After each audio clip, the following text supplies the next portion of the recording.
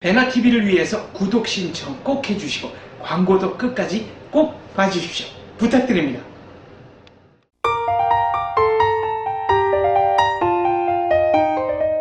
네, 안녕하세요. 인터뷰텔라 시청자 여러분. 오늘은 한국의 경제적 자유, 하이에크에 대해 생각한다 제목으로 시작을 해보려고 합니다. 오늘은 자유계의 프린스 경희대학교 안재욱 교수님 모셨습니다. 안녕하세요. 예, 안녕하세요. 반갑습니다. 네, 교수님 이렇게 모시기 어려운 분을 제가 또 이렇게 아. 하이에크 서거 24주기를 기념하여 모시게 되어서 영광입니다. 예, 네, 반갑습니다. 교수님 정말 외모가 잘생기셔서 유명하시기도 하지만 또 촌철살인 같은 그 강의로도 유명한 걸로 제가 알고 있습니다. 사실 그런데 이 인터뷰텔라 시청자분들도 과연 경제학자 하이에크에 대해서는 얼마나 많이 알고 있는지 참 궁금한데요. 좀 어려운 이야기 더 쉽게 풀어가 주시기 부탁드리겠습니다. 예, 할 수 있는 데까지 해보겠습니다. 네, 오늘 제목이 한국의 경제적 자유 그리고 하이에크인데요. 이 하이에크 정말 세기에 남을 경제학자로 유명하지만 또 일반인 대중들에게는 케인즈가 더 유명하겠죠. 하이에크를 많이 모르시는 분들이 계실 것 같아요. 그래서 이 하이에크의 경제적 사상에 대해서 조금 설명을 해주시면 좋겠습니다. 하이에크 사상은 기본적으로 자유주의 이 사상을 바탕으로 하고 있어요. 그러니까 자유주의라는 건 여러분들 다 아실 겁니다. 이제 개인의 자유를 굉장히 강조하는 거고, 그러다 보니까 그걸 위해서는 그 제한된 정보를 필요로 하죠. 그래서 될 수 있으면 경제에 정부가 개입하지 않는 걸 그런 걸 주장을 굉장히 많이 합니다. 그건 왜 그러냐면 정부가 개입할수록 자꾸 시장이 왜곡되기 때문에 그래요. 그러니까 그게 이제 어디서부터 시작을 해야 되느냐면 그 시장이라는 것을 우리는 보통 그냥 고정된 거라든가 정체되고 정태적인 걸로 많이 생각을 해요. 주어진 걸로. 그러나 실제로 사실상 보면 현실에서는 시장이라는 것은 끊임없이 움직이는 거예요. 그렇습니다. 그렇기 때문에 하이에크는 그런 관점에서 시장을 봐요. 스냅샷으로 보면 안 된다. 그런 얘기예요. 그러니까 그 얘기는 무슨 얘기냐면 계속 변화가는 과정에서 그리고 끊임없이 새로운 지식이 필요하고 그런데 그때그때마다 사실은 개인들 입장에서는 거기에 자기 처지에 맞게 그런 걸 잘 활용하려고 하는 인센티브를 다 갖고 있지만 정부는 그런 지식을 쉽게 많이 얻을 수가 없어요. 정보의 불안정성이라는 거를 사실 어떻게 보면 1930년대에 그 케인주주의가 정말 전 세계 구세주처럼 여겨질 때가 있었는데 그 이후에도 꽤나 그게 오랫동안 성공하는 것처럼 보였었죠. 그 배경에 어떤 것들이 있나요? 그것은 그 당시에는 사실 관점의 차이인데 우리가 여기 제가 오늘 발표한 내용도 와 있지만 1930년대 대공황을 어떻게 보느냐에 따라서 많이 달라져요. 많이 달라지는데 그러니까 우리가 케인즈라 뿐만 아니라 지금 주류 경제학에서 1930년 대공황을 보는 관점은 붕괴가 딱 나고 그 다음부터예요. 여기 그러면 그 다음에 보면 반드시 붕괴가 나면 경제 위기가 생기고 케인즈 얘기를 보면 총수요가 줄어들었죠. 유효수요가 줄어들고 왜냐하면 불황이 왔기 때문에. 네. 그러면 거기에서 그거를 취할 수 있는 방법은 그것만 들여다보고 있으면 이걸 증가시킬 수 있는 방법은 뭐냐? 그러면 케인즈 입장에서 볼 때는 케인즈 모형에서 보면 답은 그거예요. 정부가 들어와야 된다는 것밖에 생기지 않죠. 그쵸, 근데 그 전을 보면 안 그렇다는 거죠. 이게 왜 붕괴가 왔는가? 네. 요걸 봐야 되는데 요걸 안 보는 거예요. 요걸. 근데 요거 붕괴가 온 이유가 이제 오늘 제가 여기 말씀드린 것처럼 결국 통화가 많이 발행을 하게 되면 그것이 거품이 이렇게 돼서 꺼지게 되는 거거든요. 결국에. 그렇게 되면 그 원인은 결국은 정부가 인위적으로 통화를 많이 발행한 데 있기 때문에 요거를 추이를 해야 된다는 것이 이제 하이에크 생각이고. 네, 맞습니다. 케인즈는 그냥 요건 무시를 하고, 그 다음에 지금 현재, 이렇다. 그러니까 요걸 어떻게 해야 되겠냐. 요거죠. 이제 그 차이가 있는 거예요. 그걸 가지고 그런 관점의 차이 네. 문제로 사실 전 세계에 생명줄이 달렸다고도 할 수 있는 일을 어떻게 보면 케인즈가 이끌어 왔었죠. 그런 때에도 하이에크는 끊임없이 이제 오스트리안 경제학적인 입장에서 주장을 해왔었는데 가장 대표적으로 교수님이 이제 발제문에 또 실으신 게 오스트리안 경기 순환 이론에 대해서 설명을 해주셨어요. 좀 되게 어려울 것 같은데 좀 짧게 소개해 주실 수 있을까요? 쉽게 네. 얘기하면 그렇습니다. 이 오스트리안 경기 순환 이론은 뭘 바탕으로 하느냐면 결국 이 정보 사실 하이에크가 얘기하는 것은 인포메이션 에코노믹스예요. 정보를 그러니까 아까도 말씀드린 것처럼 개인들한테서 맡겨놨을 때는 그 정보 플로우가 이렇게 잘 돌아갈 수가 있거든요. 물론 모든 사람들이 완벽한 정보를 가질 수는 없어요. 그러나 시장이라는 건 아까 얘기한 과정이기 때문에 트라이 앤 에러로 해서 지금은 내가 정보를 갖고 있어 어떤 에러를 저질렀다? 그러면 거기에서 다시 배우는 거죠. 교정하려고 그러고 자꾸 노력을 하는 거예요. 그럼 다음번에 이렇게. 시장이라는 거 그런 걸 보는 거예요. 네. 이제 하이에크는. 왜냐하면 사실 인간 사회라는 것은 완벽하지 않기 때문에 항상 에러라는 게 존재를 하는 거예요. 그리고 모든 사람들의 행동이라는 것은 자기가 갖고 있는 지식과 정보를 바탕으로 해서 예측을 해서 내가 뭘 한다. 근데 그것이 만약에 미래에 가서 그 예측이 맞으면 성공하는 거고, 그렇지 않으면 실패하는 거고 그러거든요. 대부분의 인생사가 다 그렇잖아요. 이게 똑같다는 거죠. 그래서 실패를 할 수 있는 거예요. 그러면 실패를 하면 거기서 또, 내가 실수를 저지른 게 뭐고, 내가 잘못을 저지른 게 뭔가, 이런 것을 이제 알게 되면서 고쳐나가요. 이렇게 계속. 네. 그런 것들이 그래서 우리가 이제 어떤, 개별 기업 또는, 개별 산업에서의 서로 미스매치라는 것. 네. 이런 건 항상 일어날 수가 있어요. 그렇죠. 항상 일어날 수가 있어요. 그렇기 때문에 이 경제라는 것이 완벽하게 그냥 쫙 이런 식으로 갈 수가 없습니다. 근데 우리가 문제가 삼는 거면 하이에크 하고 미제스의 이 경기 변동, 경기 순환이론에서 문제가 삼는 이유는 뭐냐면 어떻게 해서 모든 사람들이 그 많은 사람들이 동시다발적으로 한꺼번에 에러를 일으키느냐 이거죠. 그거예요. 그거에 이제 포커스를 맞추는 게 이게 대부분 경제 위기라는 것 또는 불황이라는 것은 거기서부터 오는 거거든요. 한꺼번에 모든 사람들 왜 많은 사람들이 이렇게 에러를 저지를까? 이제 그런 거예요. 그러니까 그것은 다른 게 없다. 잘못된 정보를 다른 사람들한테 이렇게 모든 사람한테 많은 사람한테 주는 거라는 거예요. 그것이 바로 중요한 변수가 그게 이자율이라는 거죠. 그래서 정부가 이자율을 낮춰버린다고 그러면 사람들이 거기서 잘못된 정보를 받는 거예요. 앞으로 내가 이걸 기업 같은 경우에는 무슨 생각을 하냐면 내가 이 낮아진 이자율을 가지고 장기 투자를 하면 좋겠다라는 생각을 갖는 거고 대부분의 이제 기업들이 그렇게 되는 거고 그 다음에 소비자들 입장에서는 과거에는 내가 돈을 빌려서도 비용이 많이 들기 때문에 이자율이 높아서 살 수 없었던 뭐 주택을 산다든가 뭐 자동차를 산다든가 뭐 이렇게 쉽게 할 수가 있던 거죠. 이렇게 하다 보니까 잘못된 정보를 많은 사람한테 한꺼번에 주는 거예요. 그러면 그것이 생산하고 소비가 왜곡이 생기는 거죠. 그러면 결국에 그런 일이 집중적으로 발생하는 거예요. 나중에 시간이 흐르다 보면.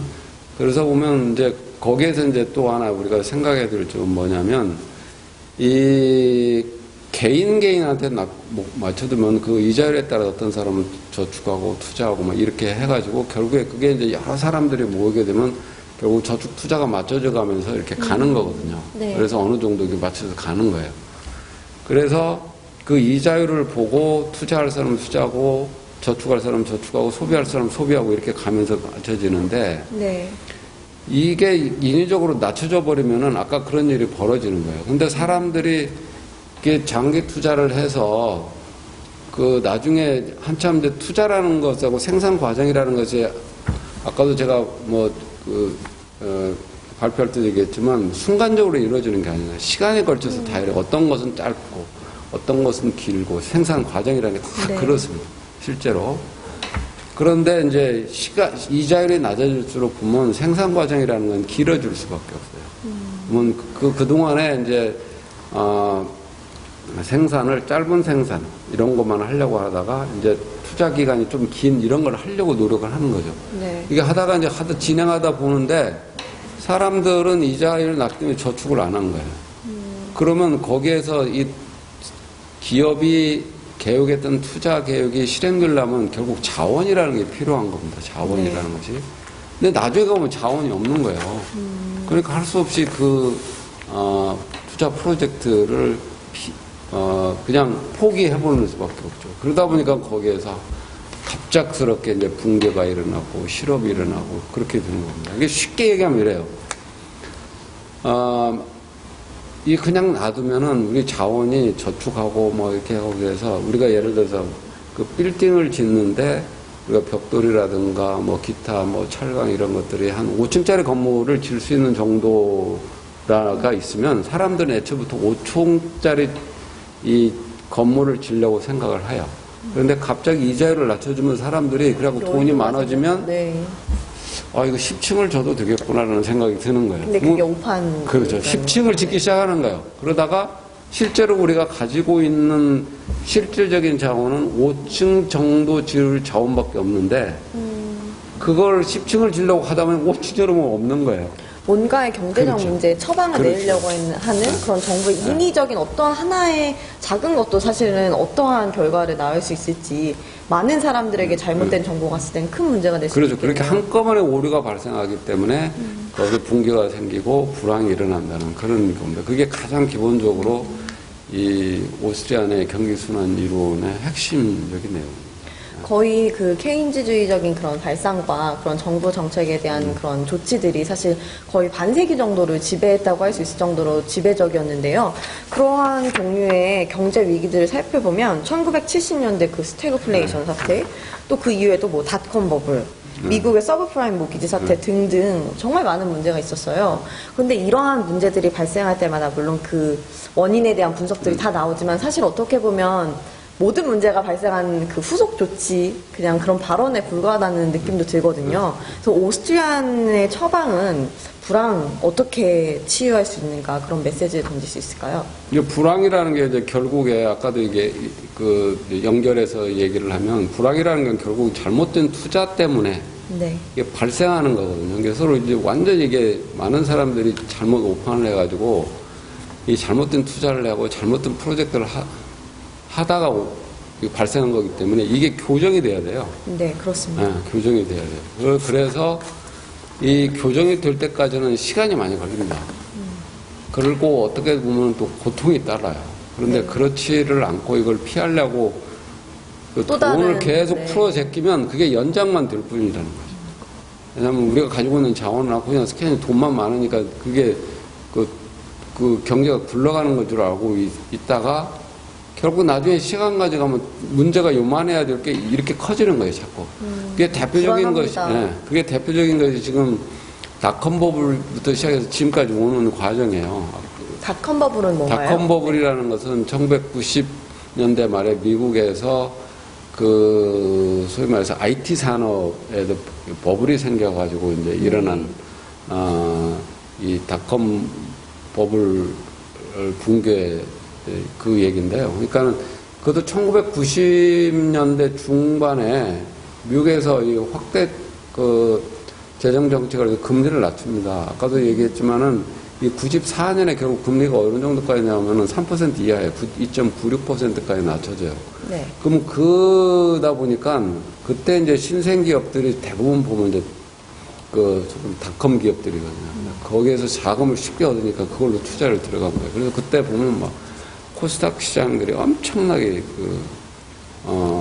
지수가 올라가는 게 보입니다. 그러다가 이게 그리고 또 한 가지 이제 그 소위 말해서 IT 산업에서 결국 아까도 얘기했지만 이런 원자재 구하기라든가 인력 구하고 이러는 것들이 상당히 어려워지는 문제가 생기는 거예요. 네. 그러다 보니까 그 자꾸 자금, 거기에는 원재료, 그 다음에 거기에 대한 인력에 대한 임금 이렇게 자꾸 올라가는 거죠. 나중에는 이제 감당이 안 될 정도가 그렇죠. 되고 그 인플레이션 문제가 생기니까 이제 페드에서 금리를 결국 올리는 거예요. 올리는 거예요. 그러니까 나중에 보면은 금리를 올리게 되면 결국에 나중에 그 프로젝트를 했던 사람이 높은 금리로는 더 이상 또 유지가 안 되니까 손을 놔버리는 거예요. 네. 그래갖고 이제 불황이 돼서 딱 떨어져서 거죠. 그게 이제 2000년 들어서입니다. 2000년 들어서요.